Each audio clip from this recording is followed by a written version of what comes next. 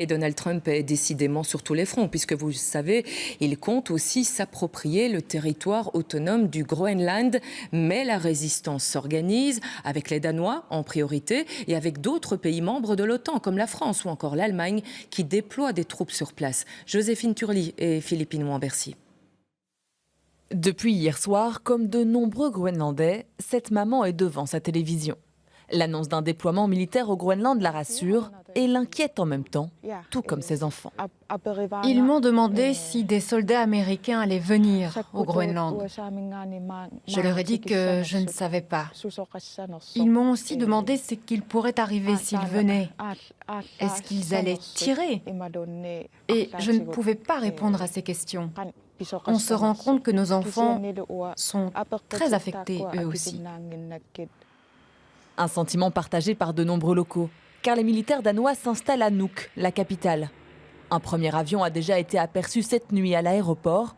Ce matin, c'est un navire de la marine qui patrouillait au large. Les soldats prennent place un peu partout sur le territoire. I don't hope it is the new normal to say so, because we would like to be free and walk out with no fears of people going to poke us something. Les soldats danois vont rapidement être rejoints par les Français à la demande du Danemark. Ils participeront à une mission de reconnaissance, une opération de dissuasion, avec un objectif, soutenir le territoire tant convoité par Donald Trump. Les Européens ont une responsabilité particulière, car ce territoire appartient à l'Union européenne, car ce territoire est aussi celui d'un de nos alliés de l'OTAN. Une première équipe de militaires français est déjà sur place et sera renforcée dans les prochains jours par des moyens terrestres, aériens et maritimes.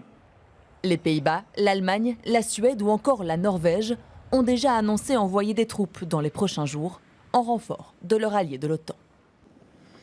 Et à Nuuk, nous rejoignons immédiatement Marco Sacomano et Mathieu Van Winkel. Bonsoir Mathieu. Quel bouleversement en ce moment pour les habitants de la capitale. Ils voient débarquer des militaires et puis des journalistes aussi venus du monde entier. Oui, effectivement. Et il faut imaginer la capitale groenlandaise. Elle est là derrière moi. C'est une petite ville encerclée par la glace.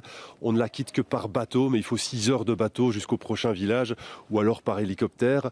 C'est la ville, la capitale la plus proche du pôle Nord. Alors les habitants ici, ils se sentent très isolés, très fragiles face à leurs voisins, le géant américain, face à l'OTAN aussi.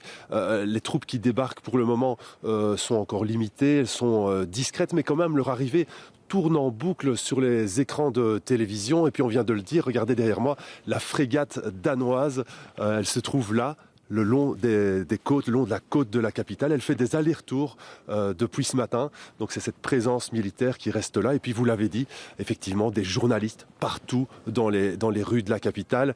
Les Groenlandais sont plutôt contents qu'on s'intéresse à eux, mais ils sont aussi un petit peu saturés par les demandes d'interview. Ils sont parfois inquiets.